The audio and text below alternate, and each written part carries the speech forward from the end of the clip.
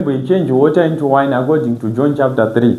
Izvo zvinonzi sustaining. He was sustaining. For example, ndakakutaurira earlier kuti he sustained the marriage of that man. Why? Because if they wine yakatadza kuwanikwa zvaidhakwa. Also, providential miracles, they told Peter to go to fish according to Matthew chapter 17 verse 27.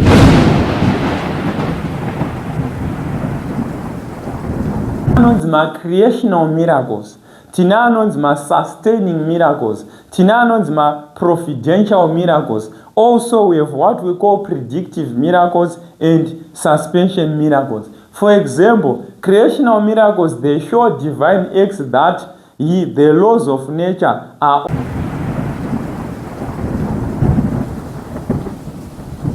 Verse 27. Peter akaenda kunoraura andika akabata hove yanga ine god iroro bva vatengesa god iroro bva vanobhadhara tax andika ndo anonzi providential, from the word profit. How to get? Then also we want to start about predictive. For example, maybe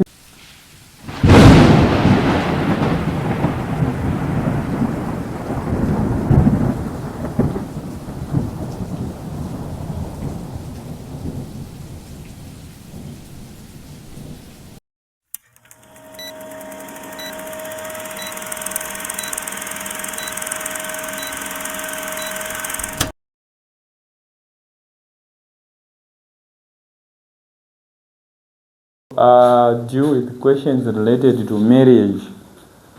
These are miracles. We are starting with the miracles. Okay, so today we want to focus on questions related to miracles in Christianity.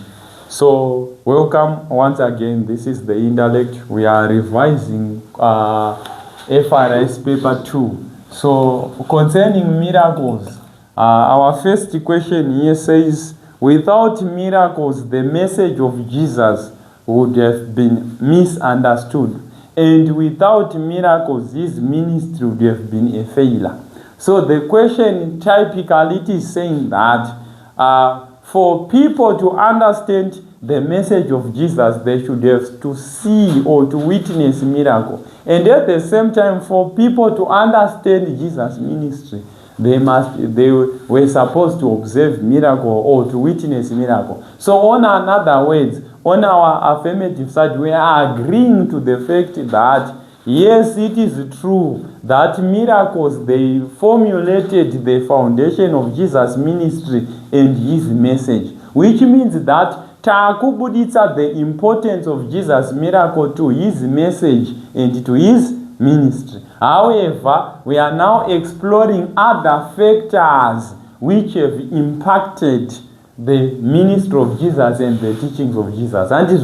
So, what are the importance? We've got the issue which they showed more about the kingdom of God. For example, the miracle of 5 loaves and 2 fish. And it proves that in the kingdom of God there is mune power rakawanda, mune minana yakawanda. Also, they show the power and the sovereign rule of God, because how he healed people on the Sabbath day, he healed the man with the withered hand, he healed also the woman of hemorrhage.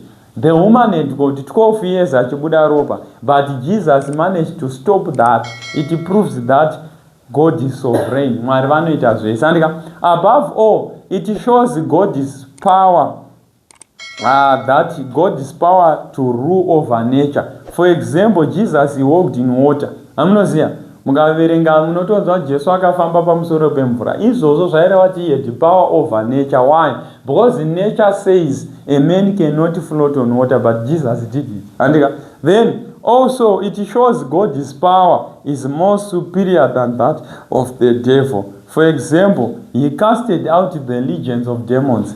Jesus akasvika pamurume akambuditsa madhimoni akawanda, ende madhimoni aiti takawanda chauya paari, ende madhimoni tinoziva kuti ndeaSatani, but akadzingwa akateerera. Taurira. Furthermore, it shows God's love. For example, he healed a centurion soldier. Remember, a centurion, it is a Roman soldier in charge of 100 soldiers. And Saka iye Jesu pakutobvuma kuporesa muranda wemucenurion soja akaratidza kuti ane inonzi everlasting love. Anoda nyangwe vavengi vake. Remember, the Roman government was against the Israelite government, even about his preachings. But when the centurion commanded him to heal his servant, akabvuma.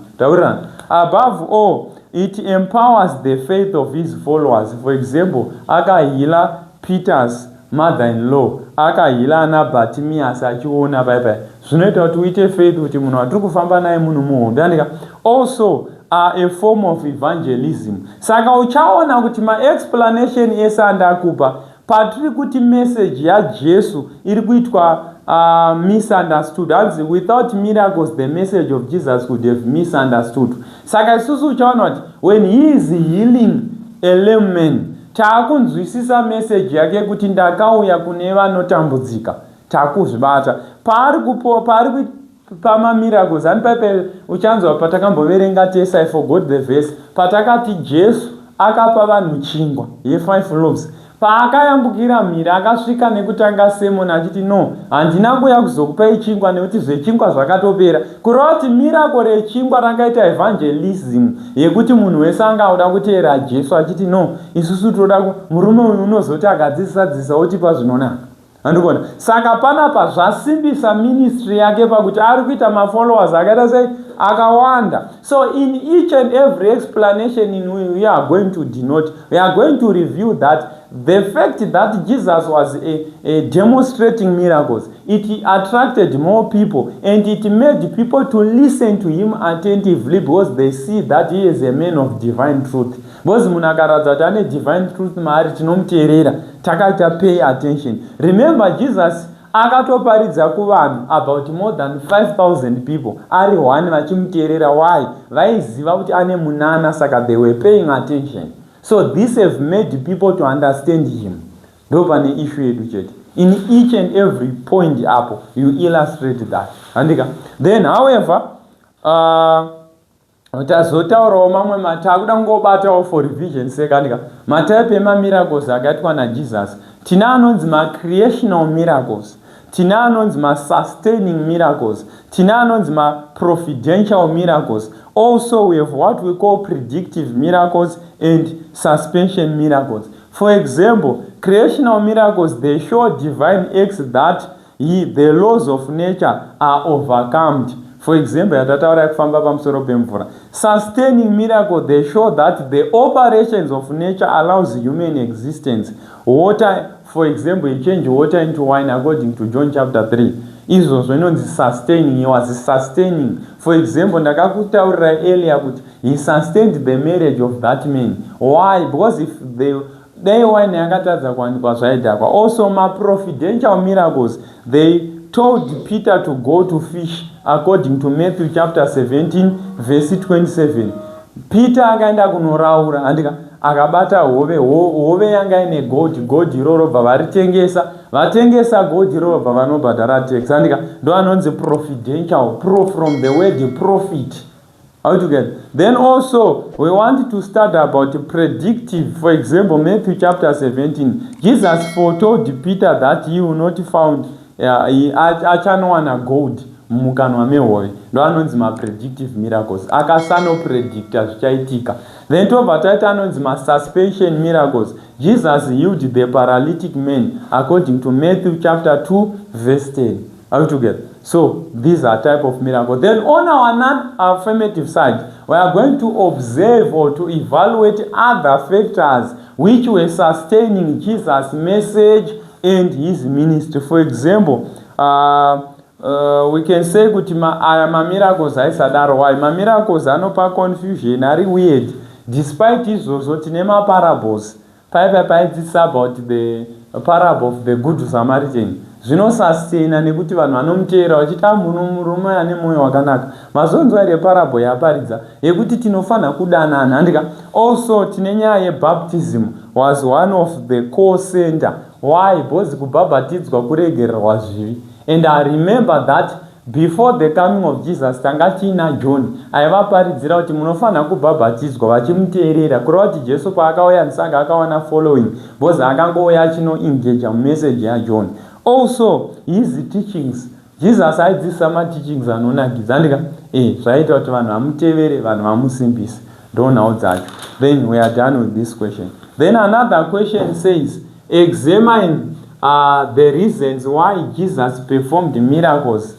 Examine the reasons why Jesus performed miracles. Handika zvikanzi, to what extent are Zimbabwean churches leaders miracle workers?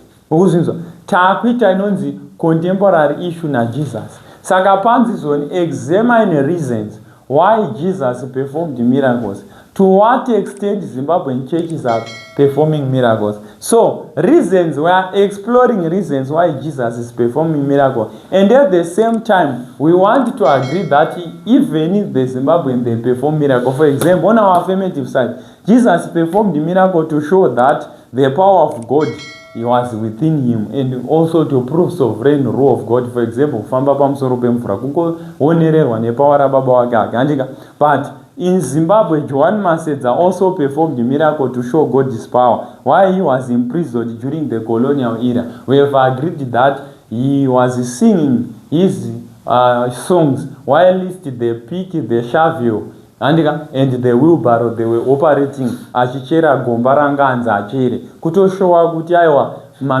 pane God's power.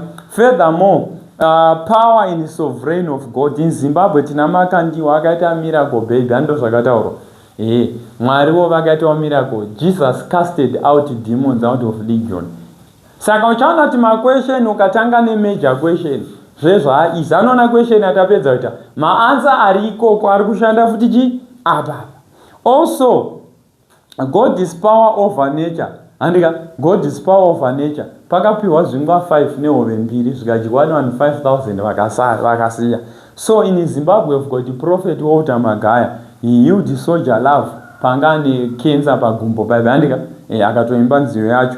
God's power is more superior than that of the demons. Togona kutaura futi yalegion hazvina basa. For example, prophet Hubert Angel casted vanoita deliverance nekukasta madhimoni kuchechi kwavo vachiadzinga according to TV yekuchechi kwavo. Also evangelism in Zimbabwe, miracles are part of evangelism. When all people witness panoitwa mamiracle tinoungana handika tichida kuona mamiracles. Why? For example, kunana T-Fred kwesoko vanhu vanenge vakazara kwana makanda, vanhu vanenge vakaita sei vakazara. Likewise when Jesus also paiperforma mamiracles ake kumutsa vanhu vekuita sei vanhu vaimutevera vakawanda. However, taakubata nyaya yekuti aiwa mamiracles aya akadhakwa. For example, anokonzera madivision. For example, Jesus paakaperforma miracle on the Sabbath day, zvakasara zvine maconfusion kuti maporeserei munhu musi weSabata. For example, in Zimbabwe, iye miracle baby yakakonzeresa confusion. Up to today, some people they don't understand Prophet Emmanuel Makandiwa. Above all, we have got issue yekuti certain miracles are dangerous. For example, tine miracles akafanana nekuti casting out of kana kuti mademons. For example, muno muZimbabwe munozonzwa vamwe vakuti tikuda kudzinga mhepo yekuti musaite mwana, takuda kutsindira mushonga handika munhu akutorepwa, munhu akutodi handiti. Those are some of the issues. Then another question says, to what extent does your society value miracles? Handika. So mirai ndimbokata